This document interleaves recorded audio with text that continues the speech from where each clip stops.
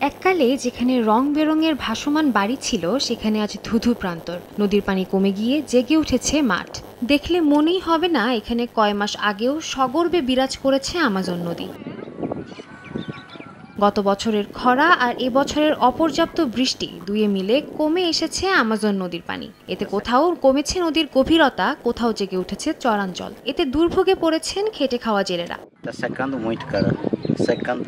এই অঞ্চলে খুব দ্রুত পানি শুকিয়ে যাচ্ছে। আমরা ভয় পাচ্ছি এই বছরেও ভয়াবহ খরা দেখা দিতে পারে। আমরা সবই বুঝতে পারছি, কিন্তু আমাদের করার কিছুই নেই।